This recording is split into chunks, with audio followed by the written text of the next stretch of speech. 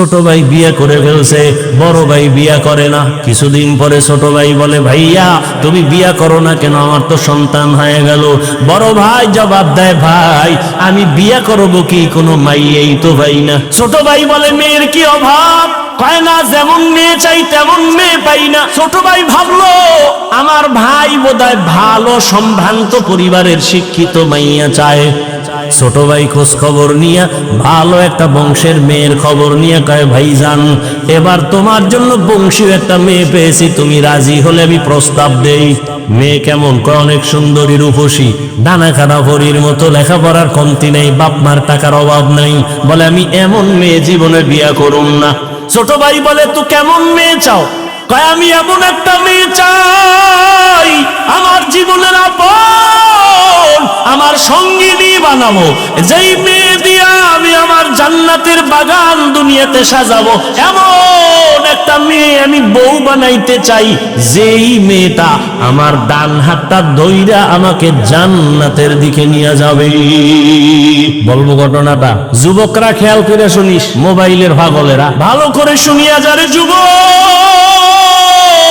রহমতের নবী বলেছে, যুবক আমি মুহাম্মদ দুনিয়াতে আসিয়া বাবা বলে ডাক দিতে পারি নাই। 6 বছরে মা হারা আমি মুহাম্মদ বড় অসহায়, চতুর্দিকে আমার দুশ্মন আর দুশ্মন। ওই সময় আমার বিরোধিতা করেছে বুড়ারা, আর আমার উপকার করেছে যুবকেরা। বড় ভাই বলল, ছোট ভাই আমি এমন একটা মেয়েকে বিবাহের বন্ধনে নিতে চাই, যেই মেয়ে আমার ডান হাতটা ধরে আমাকে জান্নাতের পথ দেখায় নিয়ে যাবে। ছোট ভাই কয়, জীবনে তোমার কপালে বিয়া নাই, কারণ এমন মাইয়াও পাবা না, বিয়াও হবে না।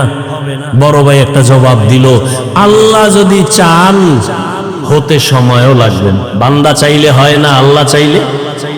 কাদের কুদরত দানি বার কামাল, আনতা রব্বি আনতা হাসবি জুল জালাল, তুহি কাদের জলিলুল্লাহ জাহাদার, বহর হালে তুহি মেরা নেগাহদার।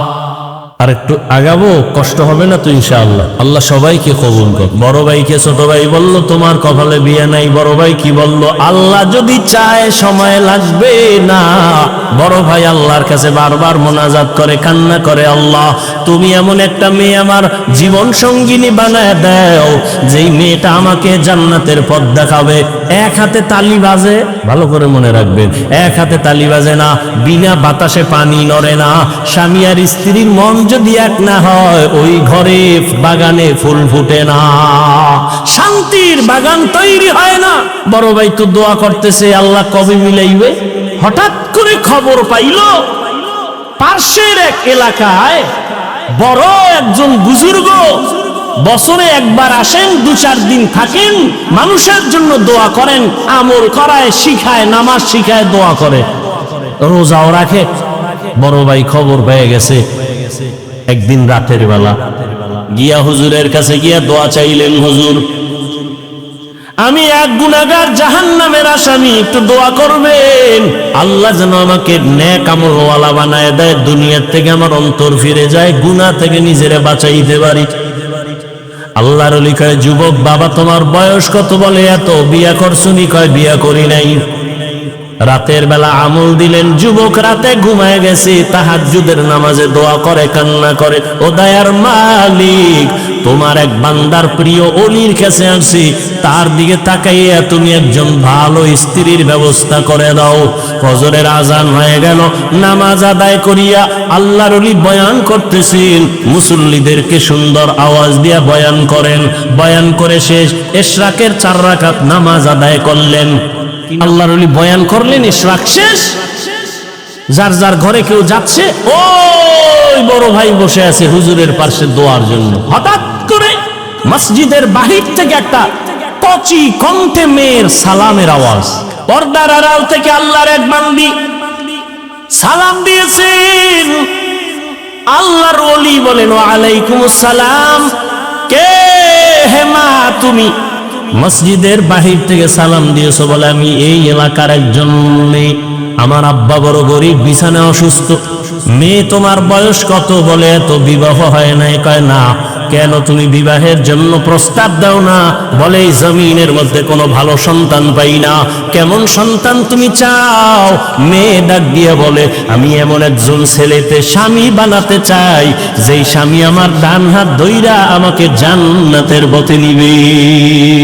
ওই যুবতী মেয়েটা আল্লাহর ওলির দোয়া চাইয়া যখন বলে মা তুমি এমন একজন যুবক ছেলে চাও স্বামী বানাইতে, যেই যুবক তোমার হাত ধরে জান্নাতের পথ দেখাবে।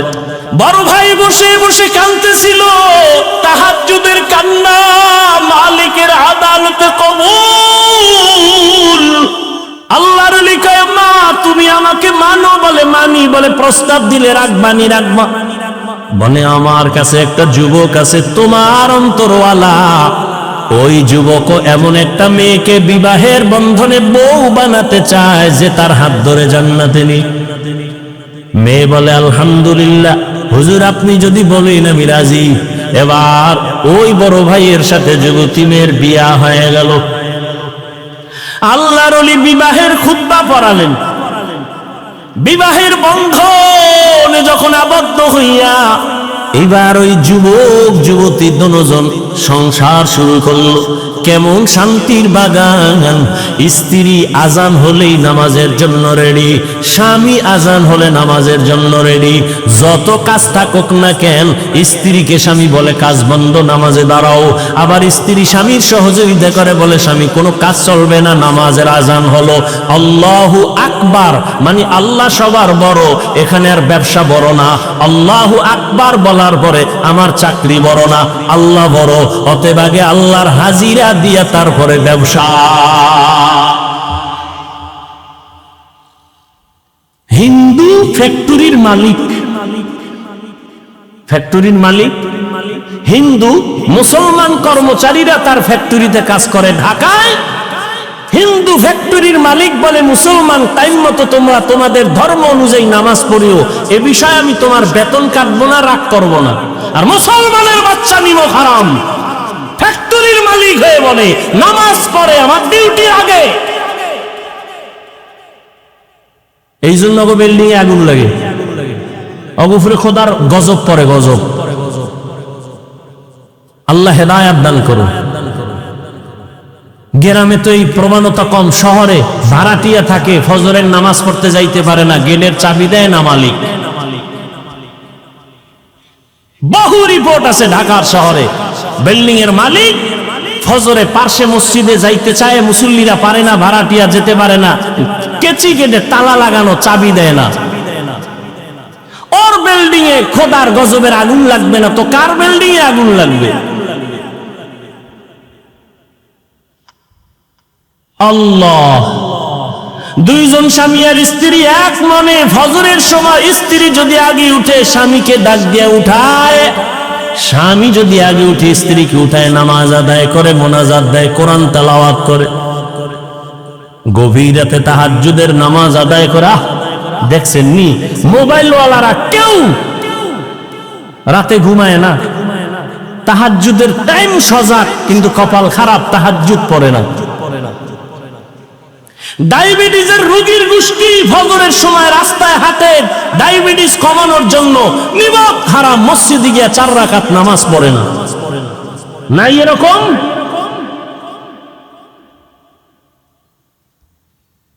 আল্লাহ শান্তি দিবে কেন? আজকে ফিলিস্তিনের অবস্থা কি? আপনারা মায়ের কোলে আছেন, মনে করেন না বিপদ নাই, কঠিন বিপদ। বাংলাদেশ গোনায় ধরে না, কারণ এটারে খালি একটা চোখ গরম দিলে ঠান্ডা হয়ে যাবে। আপনি কি মনে করছেন এত মাদ্রাসা মসজিদ আপনারা বাইসে যাইবেন? কি মাদ্রাসা? এর থেকে 1000 গুণ বেশি মাদ্রাসা ছিল ভারতের জমিনে। ব্রিটিশ বেঈমানের গোষ্ঠী সমস্ত মাদ্রাসা আগুন দিয়ে জ্বালিয়ে দিয়েছে, হাজার হাজার আলেমকে ফাঁসি দিয়া গাছের সাথে লাশটা ঝুলিয়ে দিয়েছে। সেই ভারতের জমিনের থেকে বাংলাদেশে তো মাদ্রাসা বেশি না। স্পেনের জমিনে 800 বছর মুসলমান শাসন করেছে, 800 বছর। সেই স্পেনে 30 খণ্ড তাফসীর হয়েছিল কুরতুবী। আজকে সেই স্পেনের জমিনে আজান নাই। মুসলমানদেরকে স্টিমারে বইরা বইরা বলছে তোরা আরবে চইলা যা, নাইলে মাইরা ফেলাম। যখন স্টিমারে উঠছে, ভূমধ্য সাগরের মাঝখানে যাওয়ার পর স্টিমারে আগুন জ্বালায় দিছে, মুসলমান পুইরা শেষ। ওই দিনটা ছিল এপ্রিলের 1 তারিখ। বেঈমানেরা সেই দিনটা পালন করে এপ্রিল ফুল। মুসলমানের বাচ্চারাও লাফায়, না যাই না। এপ্রিল ফুল মুসলমানের কান্নার দিন, বেঈমানের খুশির দিন, অথচ মুসলমান লাফায়, এপ্রিল ফুল পালন করে। আল্লাহ হেদায়া। এই কথা বলবে কে? শোনার মানুষ নাই, বলার মানুষ নাই। মসজিদে যদি কোনো খতিব সাহেব এই বয়ান করে, কমিটি বলবে বেরো, তোমার বেতন বাড়ি ভাড়ায় তুমি মসজিদে আর থাকার দরকার নেই। কারণ কি? শিয়ালের হাতে মুরগি দিয়ে কয় 3 দিনের আমানত। শিয়াল কয় খোদা মাফ করুক, তোমার কাছেও মাপ চাই। 3 দিন কেন, 1 সেকেন্ডের জন্য আর ফেরত দেওয়া হবে না, এটা পেটে গিয়ে কিমা হয়ে গেছে, কিমা। শিয়ালের হাতে মুরগি দেওয়া যেমন বোকামি, ধর্মের চাবি সুদখোর ঘুষখোরের হাতে দেওয়াও তেমন বোকামি। মসজিদের মধ্যে রাজনীতি নিষেধ, কিন্তু বাংলাদেশের সব মসজিদে রাজনীতি বেশি চলে। পচা রাজনীতি। ওয়াজের স্টেজে কোরআন হাদিসের বয়ান হবে, এখানে রাজনীতির বক্তব্য চলে না? চলে না? কথা বলেন। ওয়াজের স্টেজে যদি রাজনীতির বক্তব্য চলে, নেতার নাম থাকে, তো আলেমরা কেন কোরআনের রাজনীতির বয়ান করতে পারবে না? বৈষম্য বিরোধী আন্দোলন গেল কই? আল্লাহ হেদায়েত দান করুন।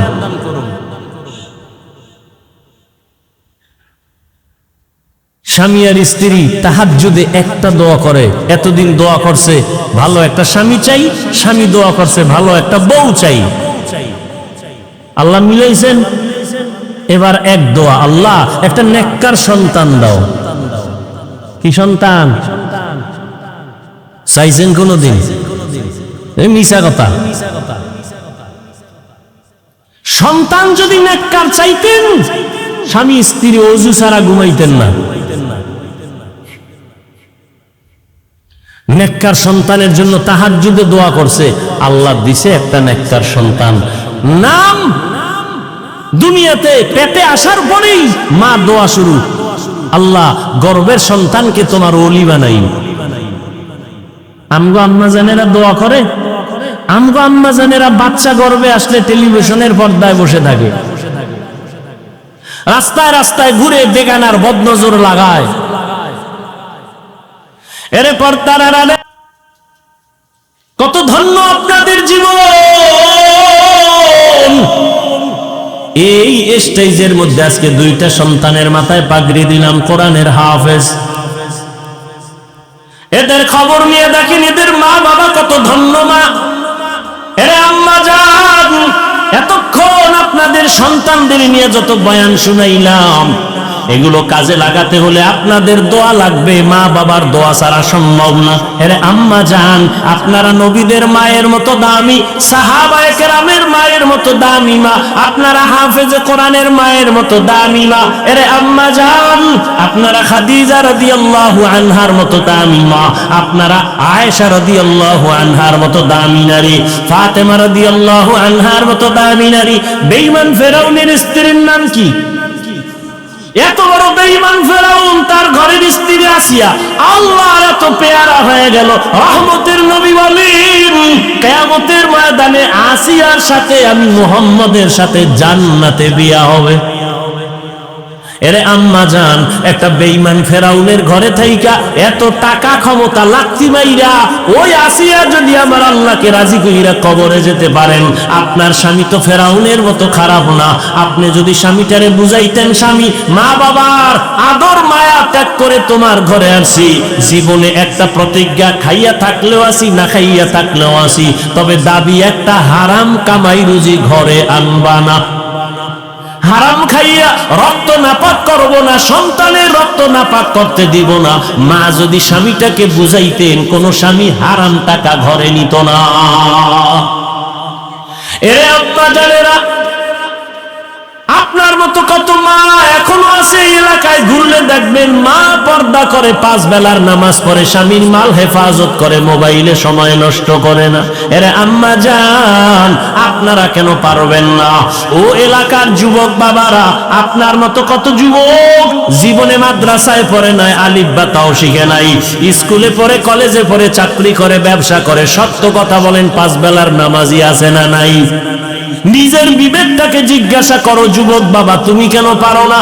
তোমার মতো যুবক নদীর মধ্যে মাছ ধরে, নামাজ ছাড়ে না, বলো তুমি কেন পারো না? তোমার মতো যুবক রাস্তায় গাড়ি চালায়, ড্রাইভারি করে, নামাজ ছাড়ে না, বলো তুমি কেন পারো না?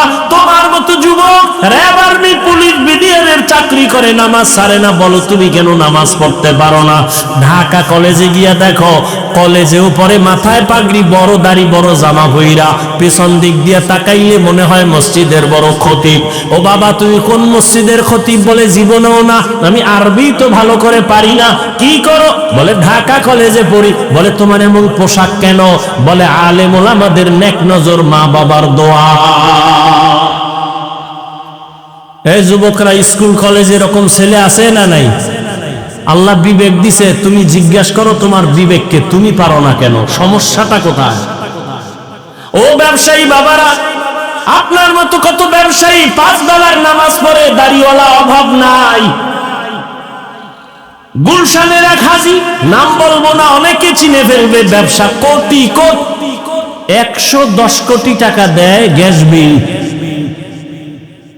কত? 110 কোটি টাকা প্রত্যেক মাসে গ্যাস বিল দেয়। হাজি সাহেবের বাড়ি চট্টগ্রাম। বাংলাদেশের এমন কোন মাদ্রাসা নাই যেখানে দান করে না।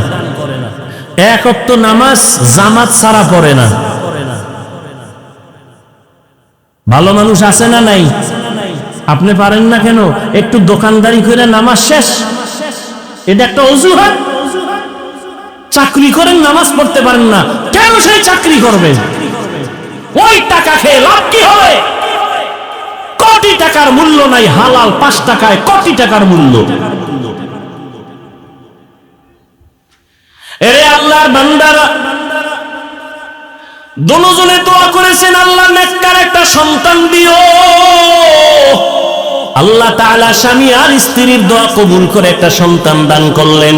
সন্তানটার একটা ভালো নাম রাখলেন, বড় বানাইলেন, এলেম শিখাইলেন, আল্লাহর দ্বীনের বুঝ দিয়া যখন দিলেন, অল্প বয়স হতে না হতে এই মা বাবার সন্তান, মা বাবার আদর্শ পাইয়া এত বলিষ্ঠ কণ্ঠওয়ালা হয়ে গেল। এখন এই ছেলেরে যে তাকে ভয় পায়, এই যুবক ইসলামের এমন এক ঢাল হয়ে গেল। মিশরের জমিনে দেখে জালেমরা জুলুম করে, হাতটা দিয়া যখন খাওয়া দিছে, মিশরের ক্ষমতা হাতে, ওই সিরিয়ার ভিতরে যখন জুলুম চলে, গিয়া যখন হস্তক্ষেপ করলো, সিরিয়ার জমিনটা দ্বীনের উপরে পুরাটা টাইট করে ফেললো। ওই যুবকের নাম জানে না এমন কোন ইতিহাসবিদ নাই। ওই মা বাবার ওই সন্তানটা জমিনে দৃষ্টান্ত কায়েম করে গেল। এই ইতিহাসবিদরা সবাই নামটা জানো। যুবকদের বলবো বাসায় গিয়া নামটা সার্চ দিয়া গুগলে ঘটনাটা রাত্রে বইরা দেখো। ওই যুবকের নাম বাদশাহ, বড় একজন দামি বাদশাহ, যুবক, পাওয়ারওয়ালা, ইসলামের ঢাল। ওই বান্দার নাম হলো সালাউদ্দিন আইয়ুবী রহমাতুল্লাহি আলাইহি। এই নামটা জানেন না? আজকে গুগলে সার্চ দিয়ে দেখবা সালাউদ্দিন আইয়ুবী কে, কেমনে সালাউদ্দিন আইয়ুবী হলো। এই আমার কলিজার যুবক, কেমন মায়ের সন্তান সালাউদ্দিন আইয়ুবী, কেমন বাবার সন্তান সালাউদ্দিন আইয়ুবী। এ আব্বা জানেরা, আম্মা জানেরা, আপনার সন্তানের কি হালাত? আপনার সন্তানের চেহারা দিয়ে তাকাইলে কেন মায়া লাগে না? চেহারায় কেন আলো নাই, মায়া নাই, নূর নাই? আপনার ছেলেটা কেন দেখলে আমাদের সালাম দেয় না, মা বাবার জোতা সোজা করে না? আপনার সন্তানটা কেন এত দুর্বল, শিক্ষকের সাথে কেন বেয়াদবি করে? অবশ্যই আপনাদের দুর্বলতা আছে, এখনো সময় আছে, তওবা করেন। আল্লাহর কাছে মা বাবার দোয়া খালি ফেরত যাবে না, আল্লাহর কাছে দোয়া করেন। ও পর্দার আড়ালের আম্মা যান, একটা নেককার সন্তানের মা বাবা হয়ে কবরে যান, ডাক্তার বানান, আল্লাহর কাছে দোয়া করেন আদর্শ ডাক্তার হোক। ইঞ্জিনিয়ার বানাবেন, বাধা নাই, তবে বেয়াদবি যেন না করে। প্রফেসর বানাবেন, বেয়াদব যেন না হয়। আপনার সন্তান যদি আদবওয়ালা আদর্শবান ডাক্তার হয়, জীবনটা ধন্য হবে। ডাক্তারি করবে, কোরআন তেলাওয়াত করে মা বাবার জন্য দোয়া করবে। এমন ডাক্তার আছে না নাই? এরে আব্বা জানেরা, আপনারাও দোয়া করেন। আপনার মতো কত বাবা 5 বেলার নামাজ মসজিদে আদায় করে, 1 বেলার নামাজও ছাড়ে না। আপনারা বুড়ারা কেন এখনো নামাজ পড়েন না? নামাজ ছাড়া আমার আল্লাহর জান্নাত পাওয়া যাবে না, নবীর সুপারিশ পাওয়া যাবে না। ও আমার কলিজার যুবক বাবারা, সৈয়দ সালাউদ্দিন আইয়ুবীর মতো যদি জীবনটা চাও, আল্লাহ তোমাকে দিয়ে জীবনে তো কত গুনাই করছো। মনে চাইছে দাড়ি রাখবা না, কেটে ফেলেছো। মনে চাইছে নামাজ পড়বা না, পড়ো নাই। মনে চাইছে পার্কে পার্কে দৌড়াবা, দৌড়াইছো। আর কত মরণের ভয় অন্তরে জমা করে তওবা করে নেও।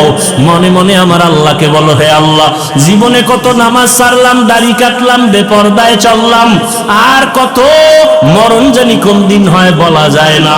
ও আল্লাহর জীবনে গুনাহ নিয়ে কবরে যাব না, আর মা বাবার বরদোয়া নিব না। ওলামায়ে কেরামের দোয়া নিয়া, মা বাবার দোয়া নিয়া, শিক্ষকের দোয়া নিয়া, নবীজির তরিকা মানিয়া জীবনটা চালাবো। তওবা করার মতো যদি অন্তর তৈরি হয়, মুনাফিকি যদি অন্তরে না থাকে, খাঁটি তওবার নিয়ত যাদের অন্তরে আছে, দুটো হাত আমার আল্লাহকে দেখাইয়া দাও। আয় আল্লাহ, আমাদের হাতগুলো কবুল করে নেন, তওবা কবুল করে নেন। তওবার উপরে মজবুত হইয়া চলার মতো তৌফিক দান করেন, আমিন। আলহামদুলিল্লাহি রাব্বিল আলামিন, ওয়াসসালাতু ওয়াসসালামু আলা সাইয়্যিদিল আমবিয়া ওয়াল মুরসালিন ওয়া আলা আলিহি ওয়া আসহাবিহি আজমাইন। ইয়া আরহামার রাহিমিন, ইয়া আরহামার রাহিমিন, ইয়া আরহামার রাহিমিন। রব্বিরহামহুমা কামা রব্বায়ানি সগীরা। اللهم إنك عفو كريم تحب العفو فاعف عنا. اللهم إنا نسألك رضاك والجنة ونعوذ بك من سخطك والنار. ربنا آتنا في الدنيا حسنة وفي الآخرة حسنة وقنا عذاب النار. اللهم ارحمني بترك